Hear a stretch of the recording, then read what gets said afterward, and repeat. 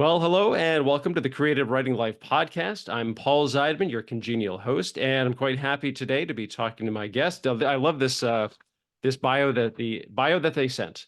Lina Hart is an acclaimed author known for her captivating young adult sci-fi and dystopian novels. You sent it to me. Blending elements of romance, technology, and magical realism, her books offer immersive world building and complex character dynamics. Ooh. Hart's writing stands out for its multi-POV narrative structure and non-linear time-hopping timeline. I'm really looking forward to talking about that. Engaging readers with stories of struggle, survival, and power of connections in futuristic settings. Wow. Lina Hart. I don't think anyone wrote that. I think that's totally not true. I don't think any of that Well, happened. as long as you don't say it, the chat GPT put it together for you. Oh my goodness, no way. Although he is a good friend. He helps with a lot of other things, but not with the writing. Okay. All right. Well, Lina Hart, welcome to the Creative Writing Life podcast. Thank you. Thank you. I'm very excited. I am excited to have you here. There's so much stuff packed into this one book that we can talk about, as well as a little bit about your background. But before we get to that, as regular listeners and viewers might be aware, we like to talk about things we may have read or watched lately that we liked it, we hated it, or maybe we're indifferent to it. So I will go first. So Lena, to give you a little time to gather your thoughts and then try to remember, wait, what did I watch last week? Okay. So I can start off by saying we recently flew back east to help our daughter move out of the dorm and into her summer apartment. So on the flight back, I got to watch Mission Impossible: Dead Reckoning Part 1, which I did not see in the theaters. And I liked it. It was probably one of the better Mission Impossible movies. There was a little bit more repetition in it than I cared for, but I don't know who who the responsibility for that falls to. I don't know if it's the writer or some kind of Tom Cruise influence, but I enjoyed it, and I am intrigued to see what they're going to do with part two. And right now, I could not tell you when that's supposed to come out because I think the strike just threw everything out of whack. So there was that, and also previous week I finally finished watching Adventure Time on Max. So there's a couple of follow-up little series that are part of that universe. So one is about Fiona and Cake. That was like an 8-part series. That was okay. And there's another one that I'm about to get to. I forget what it's called. Something Distant Realms or something like that. But anyway, Lena. So what about you? What's been on your viewing queue, your reading queue? Oh goodness. Well, I wish it was more my reading queue. I don't have time to do any reading. But that would be my first thing I would choose to do if I had time to.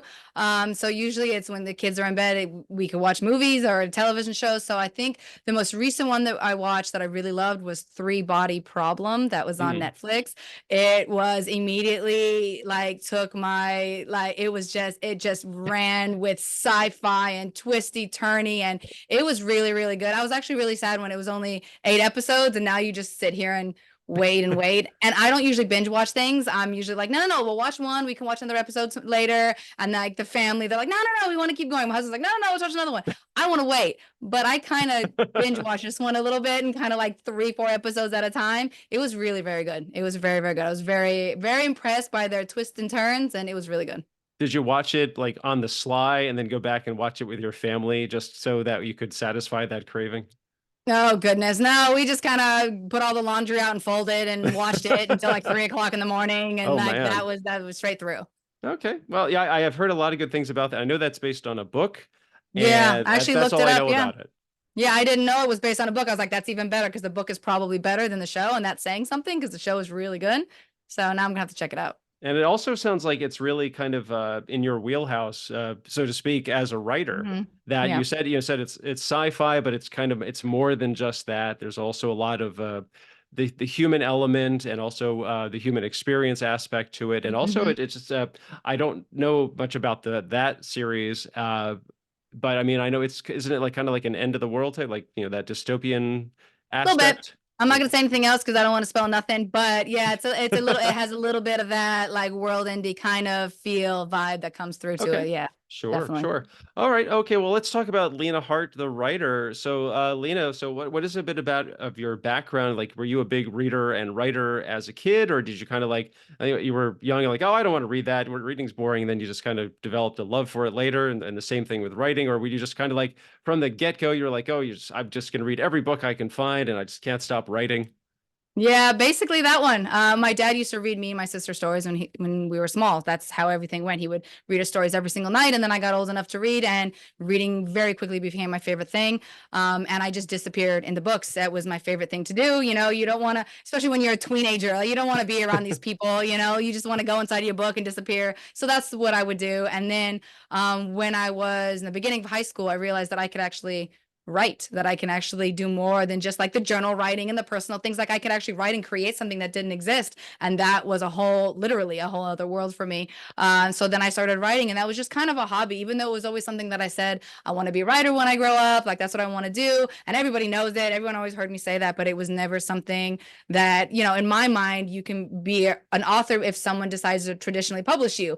Until a couple of years ago, I was on Instagram and something popped up, and it was like, you can be an indie author and you can do it yourself. And I was like, wait, what? I can be an author if I just feel like being an author. That's a thing. Like I didn't know that that was like a career choice, that people could do that. So I researched, and I ended up finding a published company to work with to help me do my first book, and Beyond Power's out, and we're still going strong from that point. So That's great. So you kind of stumbled into self-publishing? you literally, like I Wow. honest to God did not know it was something that you chose. And I thought like indie authors were someone who just like got rejected from people who traditional. I didn't know that it was like a job, like it was an actual entrepreneurial, hold a business. You can do it yourself. You don't need those people to tell you that you can or can't publish something. And that was like a whole different thing for me. So I was really excited about it, to like take that on and take that control, not have to worry about if someone else says that my book's good enough, and then just kind of go from there.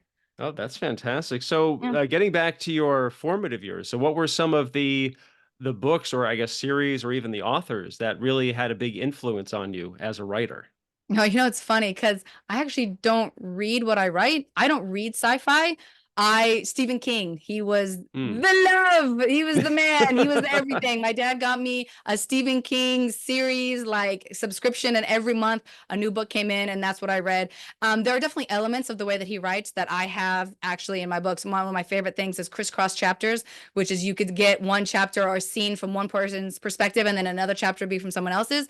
He used to do that in a lot of his books, and I love that so much. I'm like, when I write someday, that's what I'm doing. So I include that in my writing. So even though he writes, you know, horror and paranormal and like really dark things like that, my book doesn't have those kind of elements, but the style is definitely something that I kind of pulled along with me. But he was definitely one of my absolute top. I read most of his books up to that point anyways, you know, so I definitely big fan. Okay, that's great. So yeah, actually, I wanted to ask you about that. Is that because with Beyond Power, that it's listed as, all these this multiple point of view Yeah. perspectives. So I'm guessing it's like one chapter is one character, and then Hmm. we kind of jump around, and also time hopping. That's another thing Hmm. entirely. But Yep. so let's talk about the outlining phase. Actually, let's be back even further. What was the inspiration for the story? And for those of people unfamiliar with the story, what is the, I guess, the log line or the pitch that you would say for Beyond Power? Well, Beyond Power, because it's you know, six point of views, so everything kind of mixes together. And like you said, there's also time hopping. So we have the present, futuristic flying cars, what you would expect in a typical sci-fi kind of story, but with a lot of other elements of character building and romance and you know, pieces like that, where you get to kind of learn a bit about the antagonist and what he's going to do and what his plans are, and you get actually one of the point of views is his, because I feel like if you're going to get the protagonist point of view, you need the full circle. You need to know what the antagonist is thinking and what he's feeling. And then you also have the other timeline is 20 some odd years in the future of the dystopian future where the entire world population, 99.9% of the world is gone. And you have all these questions right away because you have no idea why. The first six chapters, you learn all six characters and all you get is questions. And Mm. I think I answered some of them by the end of the book. You're going to get the rest of them in book three. But it kind of gives you the elements of sci-fi and dystopian like intertwined together, and the stories you learn what one part in the beginning has to do with the ending, and it really weaves a lot back and forth. And like I said, crisscross chapters, right? So you might be in chapter 3 and read something, and then in chapter 5 you're like, oh, I just saw that just happened with this character. And so there's a lot of those elements. When it came to outlining everything, I kind of outline each character one at a time. because I wanted to make sure that I got the story told for each character.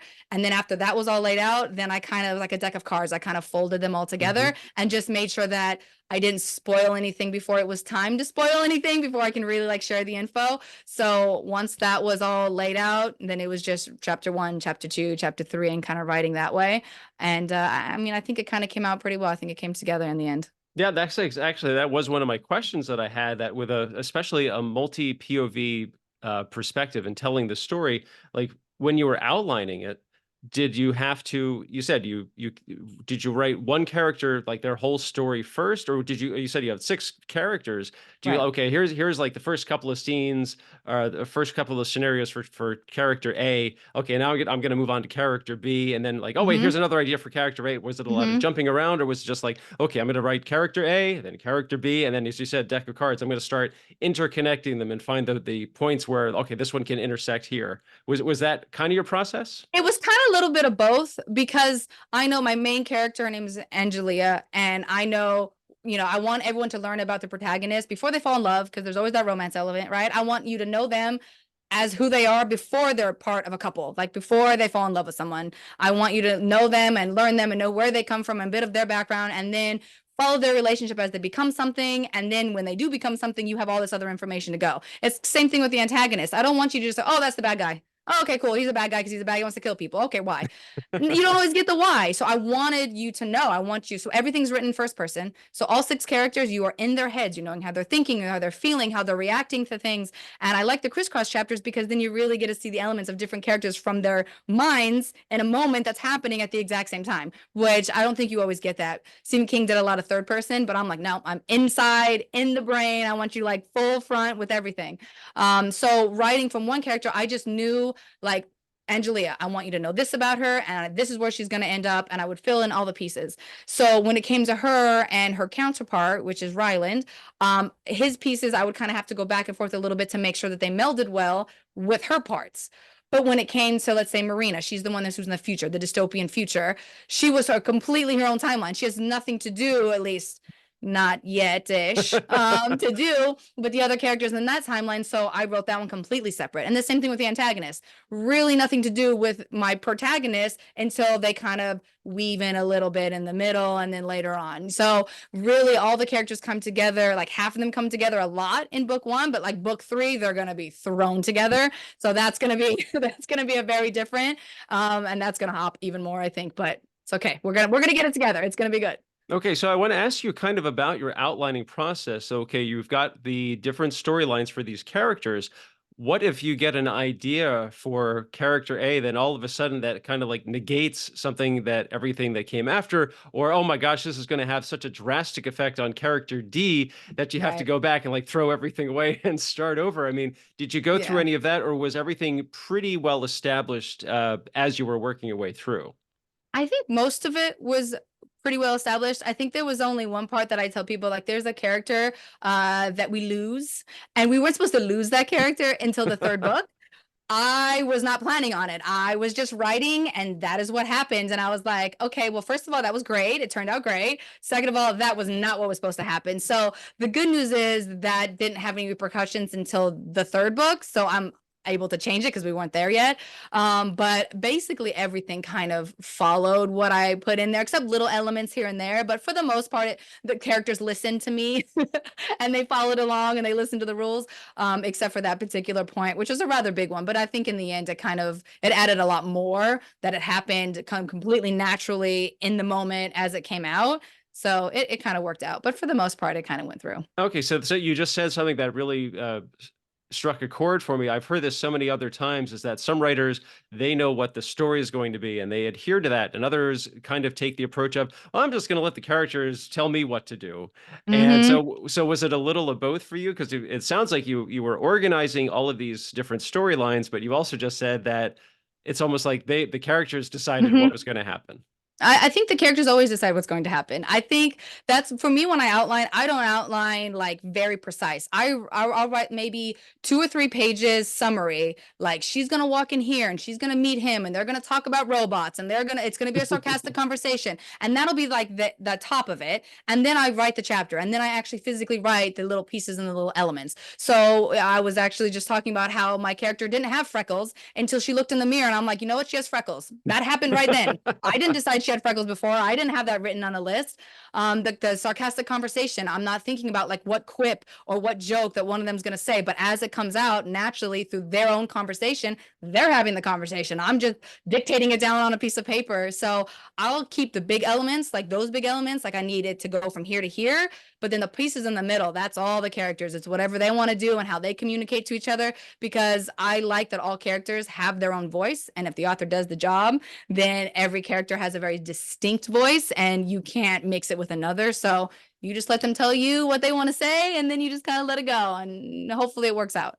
Got it. Got it. So speaking of distinctive voices, that one of the things was I do more screenplays than prose, and they always say that every character is usually reflects some aspect of the writer, like some aspect of their personality. Was that how it was for you and these 6 different characters, and including the antagonist? I think only for one of the characters, and I think that Hmm. would be the main girl, Angelia. Like, example, she loves the rain. The rain is her favorite thing, and she jumps in puddles. And if it's a rainy day, it's the best day of the year. And that's how I feel. That's how I am. That's like something that's very special to me. So I kind of put that into her character too. Again, not necessarily on purpose, but it's kind of just worked within the story as it went. When it comes to like the antagonist, he is a genius. He's a scientist. He deals with DNA. That is not me by any means. But it's like it's almost like shedding your skin and putting on another one. And once I'm in his head, that's how I'm thinking. So it's almost like I can think like him and then I can write like him, even if I don't have any experience. So there were only like simple things that I put into Angelia, but when it came to the other characters, not so much. I think some characters like Raven, he's kind of like, leather jacket, super cool tattoo on his neck. He was a lot of fun to write from because I'm just like this little tiny little girl. I'm not that at all by any means, but it was fun to be in those characters' shoes and kind of like how would he say that and how would he do that? And I think it came up pretty well. A lot of people said that the characters had a lot of life in them, so that makes me feel good. Hopefully, I did my job, and it was a lot of fun. Okay, that makes actually you mentioned your antagonist. I wanted to kind of address that one of the things is that the antagonist never sees themselves as the bad guy or as the Right. antagonist. To them, they're doing what they have to do to accomplish their goal. Is that Mhm. how it was for your antagonist? And did you were and sometimes the antagonist is more fun to write than your protagonist. Now, was it like that for you? Did you just like have so much fun coming up with all this deviousness for this guy? I think a little bit, yes, because when it comes to my protagonists, especially in like the first half of the book, they're just normal people doing, I mean, obviously in the futuristic world and flying cars, a little bit different than what we do, but they're just 2 young people who grow emotions for each other. And eventually in the second half, there's supernatural powers that come from some problems and other things that you have to read the Hmm. book to get all the details. But the antagonist really, you get to see what's in his mind. And it was a lot of fun to try to find the elements that I don't want you to hate him because he's not, like you said, they don't think that they're the bad guy. In his mind, sure, they might be doing experiments on people, but they're doing it because he wants to try to save the world. His whole thing is he wants to find the super healing gene. He wants to make it so no one has diseases and no one has to die. He has really good intentions to save the human world. And then along the way, maybe gets a Those little meddling kids get in the twisted. way. and and then suddenly that's not the case, even though still in his mind he thinks so. So I think, especially because, just to throw it in there, book 2 is kind of an origin story when it comes to the antagonist. So you kind of get him as a teenager, so you learn a lot about his background and where he came from and his trauma and like a lot of darkness in his past, so you can kind of put those pieces together. So again, if I did my job right, you will love him as much as you're going to hate him and almost like not be mad at him for what he's trying to do because he's really not trying to cause any harm, although he does. And Mhm. it kind of goes from there.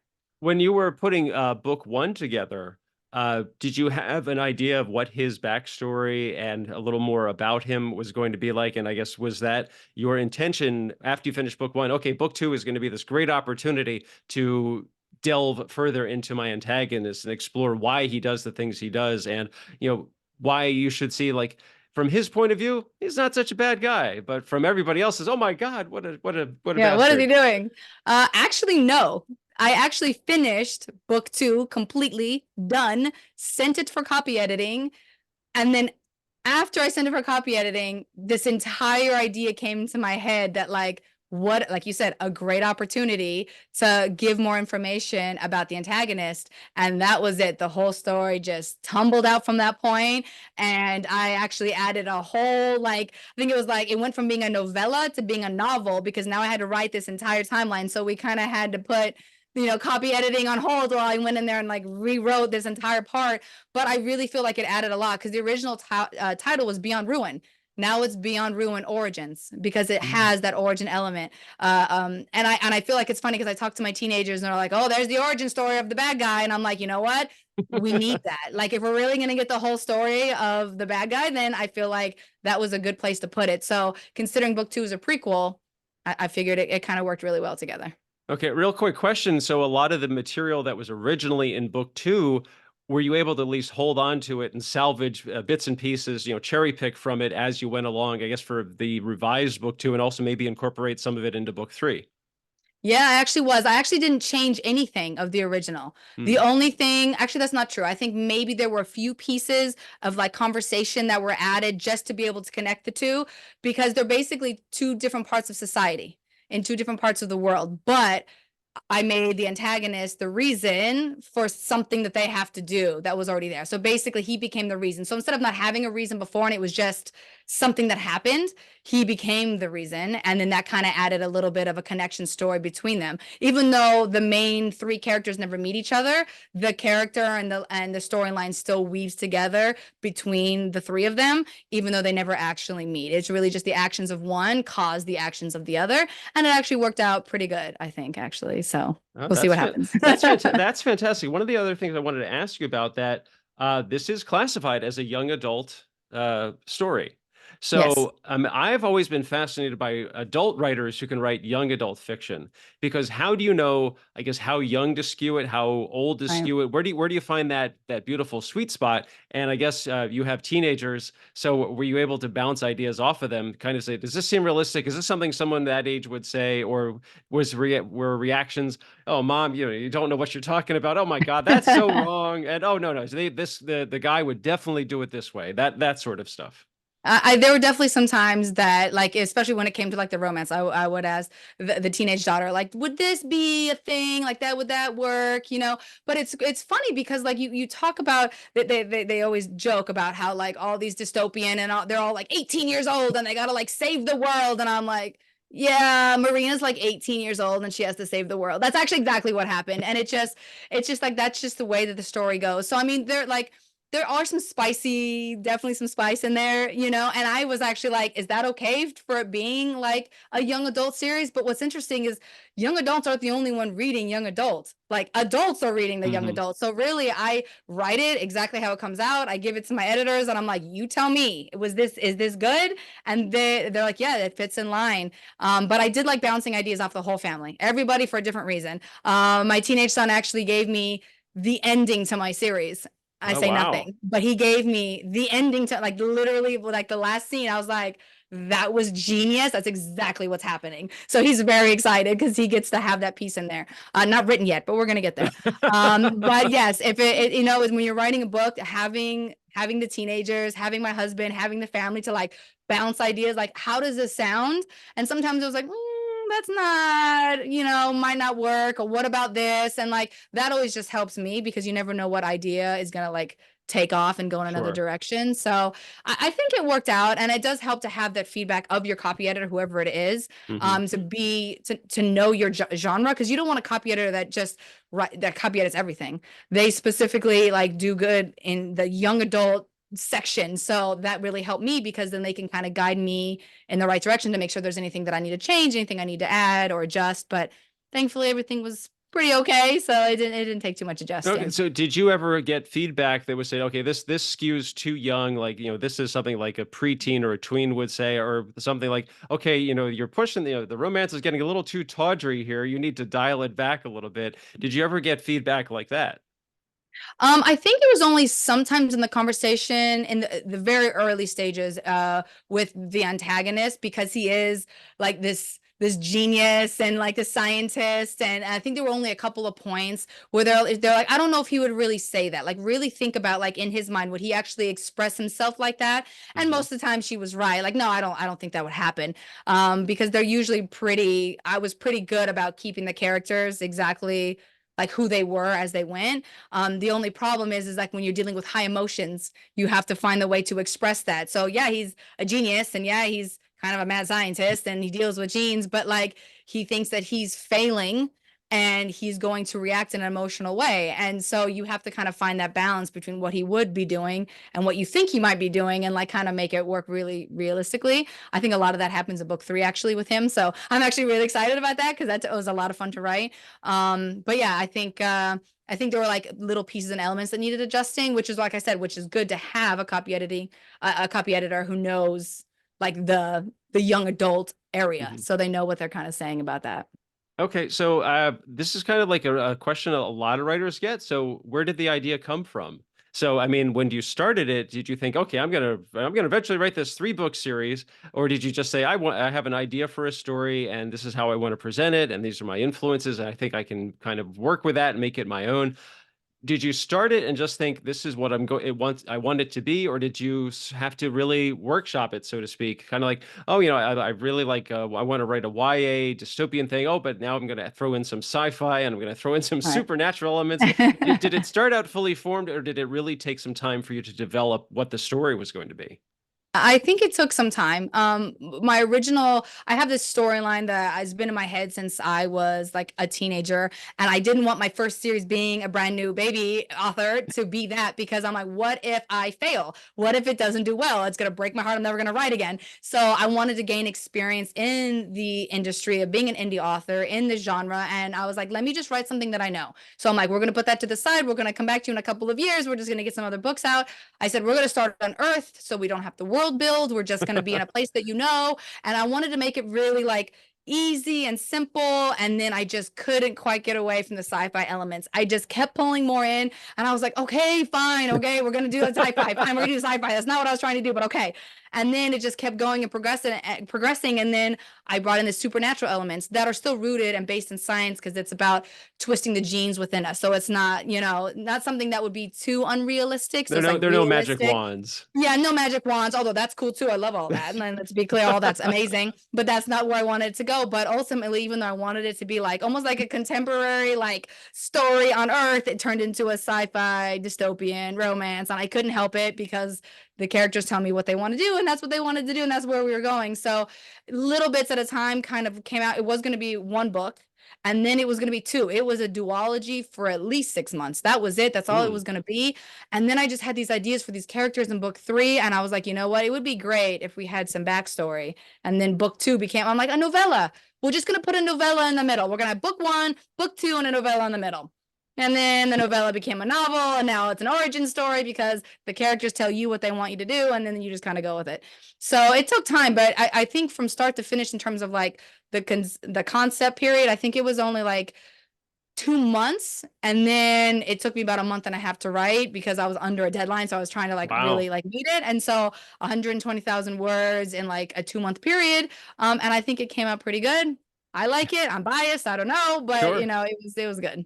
Oh, so I wanted to ask you, so it's really interesting that, a lot of dystopian sci-fi books, a lot of them focus more on the sci-fi element. So it's interesting that you're incorporating the supernatural, quotes unquote, magic aspect to it. So was that a challenge to really almost combine the two? And did you have to almost hold back on, okay, I can't do that.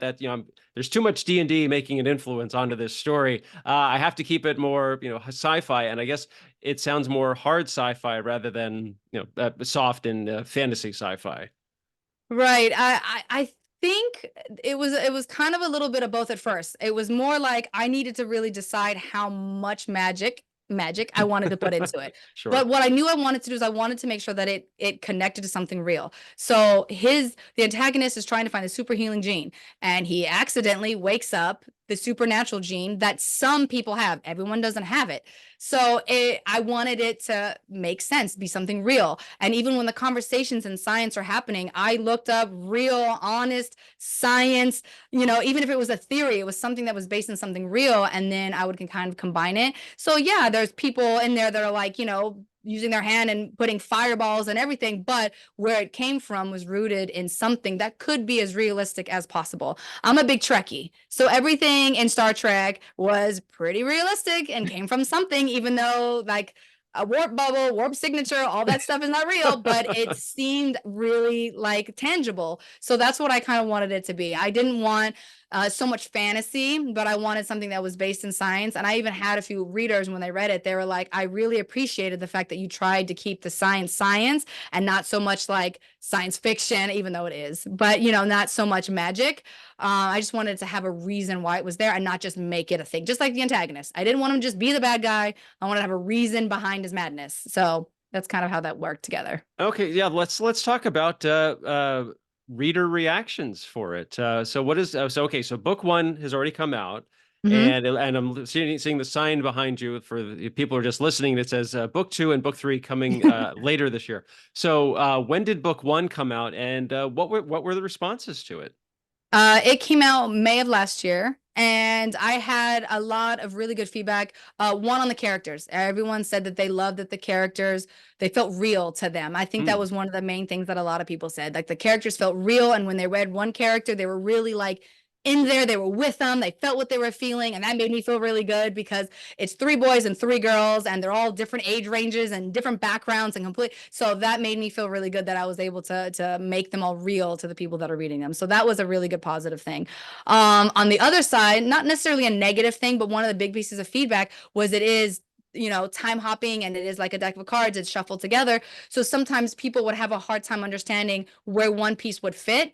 But to fix that, I actually ended up going back with my husband. He actually helped me make this because he's the graphic designer and all of this. So he helped me make this beautiful graphic that is basically like a timeline where you can look at the timeline and you can see chapter 1, chapter 3, chapter 4, chapter 7. So you can see in what order that you're reading it, so you know where the chapters line up in Oh, okay. chronological order. So that can kind of help people a little bit. And I'm actually looking to actually put out version 2 and actually put the timeline on the pages so that way people can actually follow along as they're reading. So, because I mean, it makes sense. If you put the book down and you come back to it in a week or two, you might forget that you just Hmm. went through like 3 like different mixes or crisscrosses, and you might forget that. So you might have to flip back and forth. So I can understand how in my head it makes perfect sense because I Well, wrote yeah. it. But like for people who are just reading it for the first time, because I actually read the book to my husband and he was like, wait, what happened? What happened the last time we read about, Marina, what was she doing? And so like I have to explain it again. So I think that the timeline graphic definitely helped. So that was a piece of feedback that I was like, thank you. Like that helps me because if you're struggling with something or you need something from me as an author, I want to be able to give that to you. So that was one way that I was able to fix that. So that was good. I was happy about that. But for the people that got into it and finally understood the structure, they're like, that was amazing. Like I really, because it keeps, I think it kind of holds the suspense. And that was something that they kind of said too, because you're reading through one, like one character, I'm not to say which ones, but like one character, like 2 different chapters end and you still don't know what happens to that character. And you're like, what happens? And I still make you wait a couple chapters before you find out. So it makes it interesting. But when you finally come back, you're like, okay, that was a really cool connection. I really like that, at least from my point of view. So, but that was kind of like good feedback. So it was a lot of good feedback. No one really came back that said they didn't like it, unless they were like, I really didn't like the sci-fi genre because I'm not a sci-fi person. That's okay too. Or it was too hard for them to really understand how it weaved together. But hopefully with the next version with the pieces in the chapters, I think that's going to help people a lot. So I think that's what I'm gonna try to do. And then we'll kind of go from there. Okay, so you said a lot of positive fan responses were about the characters, and this is a big one. What was the fan response to your antagonist? They some people said that they weren't sure if they were gonna like him or not like him. Hmm. And so a lot of people said we're excited to see what happens with him.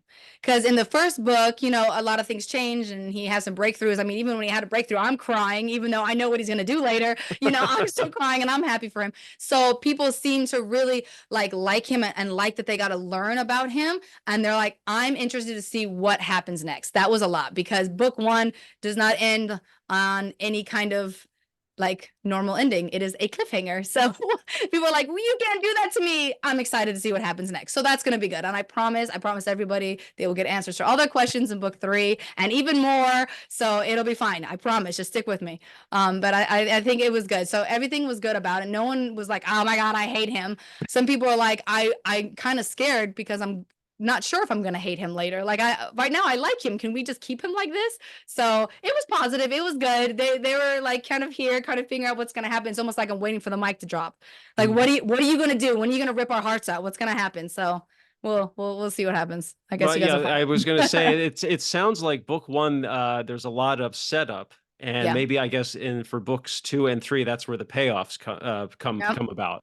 Yeah, there's a lot of relationship building in book one. Like the first half of the book is all about building on relationships and understanding what they are and what they're doing and their place in the world and everything, all the characters, all six of them, understanding where, Marina is in the dystopian future. And you still don't understand why it's dystopian and why everyone's dead or what happened or anything. You have no idea about any of that, but you definitely get to learn about the characters, how they feel, where they are, and relationships that build between everybody. And I think in the last few chapters of the book, I answer a lot of questions, a lot of suspense that people are waiting for they get, but there's still going to be a lot of questions that you have no idea about until you get to book three. So book two has a lot of character setup too.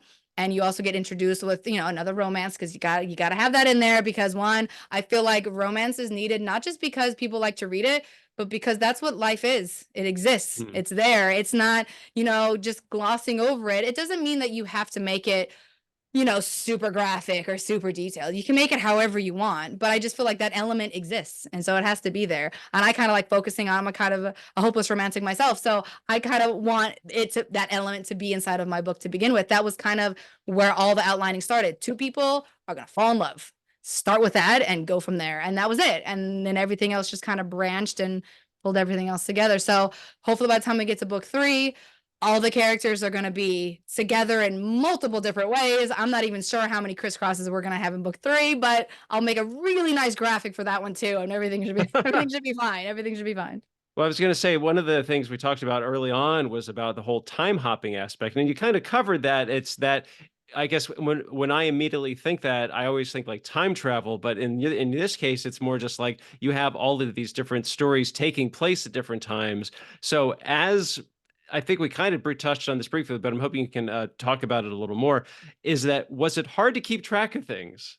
That you were kind of like, okay, this is set now. This one's 20 years from now. This one, I don't know, 10 years in the past. Like, okay, wait, okay, character A is in the future, and character B. Oh, wait. Oh no, I've got them mixed up. I mean, did you have to really make an effort to keep things straight?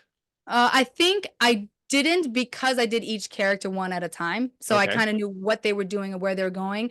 I think when I got to book three, there was a lot of pieces that I had to make sure connected backwards. Because even though time hopping is a little bit about the present and the future, there is going to be time travel happening, especially a lot in book three. So that will actually be both of those kind of time hopping. Not only are we going to have the past, the present, and the future, but we're also going to have actual time travel happening too. But I think it really just comes down to the outlining before you write, because if you have that like structure down and set, then the rest of it is just easy. You just have to follow the lines. And as you're going, the best part is when you read it back to yourself, you're like, oh, I found a plot hole. Because I Yeah. didn't have any plot holes, thankfully, in book one. But when I got to book three and I was working, I was like, no. If she does that, then he cannot do that. That does not work together. So as long as the outline is there, it kind of helps get all those other pieces together. So I think it came together pretty Okay, okay. I wanted to ask you about that. Did you have proofreaders like who were reading it specifically to keep track of make sure everything was happening when it was supposed to be happening? Not that specifically. I think my copy editor, she's amazing and she gets me in my writing and my style and she's very good with that and she actually happens to love the story, so that helps. But she's really good about focusing on that. She had like questions like, well, if this person's doing this, can that person be doing that? And I would explain it to her and then she'd be like, okay, well maybe we just need to make this a little bit stronger so that no one else questions that that's the case. So there were a couple times that I just kind of had to add a little bit more to make it a little bit more, I guess, robust, you could say, to make sure Mm. that there is no questioning whether or not that was the case. But for the most part, I think I did okay. I think we got through the timeline and it did a good job. So I think we made it. It is a challenge. I'm sure like when you are starting out, you just think, oh my God, this, insurmountable wall that I've got to try and get over. But then you slowly, work your way up and then you're over it. And then you look back like, oh, that wasn't so hard. Yeah, that definitely happened a few chapters. Definitely. Like you're going through it and you're like, I can't write. I'm gonna come back to you in like a week. I can't write. And then you're done and you're like, oh, that wasn't that bad. It's really just about finding the mental focus to like sit down and put one word in front of a word in front of a word. That's all you got to Sure. do. It does take a bit of energy to do that. But yeah, that definitely happened a few times where I thought it was going to be like, there's no way this is going to come out good. This is not going to work. Like in book 2, there's a scene I've never written before with bullets flying and like a chase scene. And I'm like, I've never written anything like that before. I'm like, there's no way. I procrastinated on that chapter for a long time. But when I was done writing it, I was like hands in the air, excited. I was like, that was really good. So it's really just have faith, keep going, don't stop. Just keep getting through it and it'll come out. It'll come out. Okay. All right. Speaking of coming out, so okay. So book 2, when is book 2 supposed to be released, and then when is book 3 supposed to be released? Well, right now, book 2, if everything goes well, it's coming out in July. That is the plan. We just Okay. have to like finish up a few things until we can be like, yes, this is when it's happening. So very soon, I'm hoping to actually announce the actual date when that's coming up, but we're looking at July. And then we're gonna see how that goes. So I'm hoping that book 3 can come out at the end of the year. That is the plan. But when you're an indie author and like you're pushing yourself, life is what it is, and you roll with it just like your characters when they want to do something. You just kind of go. So I'm hoping July, and then if I can get it all together, then hopefully the last book will come out by the end of the year, and then the whole trilogy will be ready to go by the end of the year. That's what I Well, hope. okay, and that raises the inevitable question: what's next? I mean, Oh, is there? Do you that's a have an fun one. idea for a new series, or at least a new set of I characters and too situations? too many ideas. Oh my God, there's too many. There's actually one book that's coming next that I'm actually really excited about. It's actually a book that I wrote, like it's like the first half of the book. I never finished it. In book 1, the main character is actually reading a book because she's an avid reader, like myself. So that was something else that she kind of took from me. And the book that she's reading in the book is going to be the book that I'm writing that comes out next. So in Hmm. 2025, you're going to get to read the book that her character actually got to read in book 1. So that's as far as I got. After that, I have a couple sci-fi. I think it's going to be sci-fi fantasy. I really want to dive into something fantasy, but I can't get away from sci-fi because I love it so much. So I'm going to find a way to bridge those two things together. But I think I have like 3 series in the mix coming. They're all probably going to be trilogies. So, long game. We Wow, got some that writing to I do. was gonna say Yeah. 3 trilogies. That is a long game. That's Yeah, a least, no, you that's got to think, but trying not to put any energy into it because then you sure. forget what you're working on. This has to come out now. You can work on all that later, one at a time. That's what we're Okay, trying. okay. So I also want to touch on this. So if you go to linahart.com, not only can you get information about the Beyond Power books, but I love this book merch. Mm-hmm. That you have Yep. clothing that is, I guess, the characters wear or similar to Yep. what the characters wear. And you were Yep. talking about this, your timeline graphic and also Mm-hmm. character sheets that, so I guess to help readers really get a better understanding and grasp of what it is they are reading. Yeah, a little bit of everything. The merch I was really excited about because I like being descriptive about my characters. And I just had this idea one day, like when you do merch, usually it's like it's a t-shirt with a saying that a character says in a book. And I'm like, well, what if the shirt is a shirt that the character is already wearing? And so I went back through my book and I was like, what really cool things do my characters wear that I could offer to people? And there was actually kind of a few cool things like the sneakers. I want those sneakers so bad so I could wear them myself. One of the character wears them. They're a beautiful pair and they're very, very cool. So it was fun to get to actually design them. I wrote it in my head, put it down on paper. Now I'm designing it and it physically now exists for people to order. So I was really excited about that particular part. But yeah, the character sheets I like because I wanted people to be able to like look at a face and like get like a whole like vibe basically by looking at the character sheets. I just want them to kind of look it over. It has little bits of like, like almost like a bio, so you can kind of really get in. But once you read the book, it's kind of like a teaser into the book. Because once you're in the book, you're already like fully in their brains, so you get to jump head first. But I think it's a good place if you want to kind of know who the characters are and a little bit about them. The character sheets are definitely a good place to start. So. Okay, and so for people who want to find out more about you, it is linahart.com. And where else can people find you online? They can find me on TikTok. So it's Lina Hart on TikTok. It's author Lina Hart on Instagram or Facebook. So any of those places you can find me. I think TikTok is my biggest platform. I love chatting and talking with people there. I'm always the talking head, like, oh, so how did you do that? So that's probably the best place to find me. But yeah, if you want any information, you could always sign up. I send out newsletters, and hopefully book cover reveal for book 2 is coming soon. So people want to sign up, you can go get signed up on the list. And what if a writer has heard all this and they think this sounds exactly like something I want to write? I want to talk to Lina Hart about maybe advice you might have for an aspiring or ambitious writers like myself. Don't give up. It's gonna be hard. I'm not gonna say that it's easy. From the idea to writing it to making the time, it does take work. But if you love something, then you just kind of keep going after it. Even if you write one sentence today and one sentence tomorrow, that's 2 sentences more that you had yesterday. So just keep going. Don't give up. Don't worry if the writing is bad.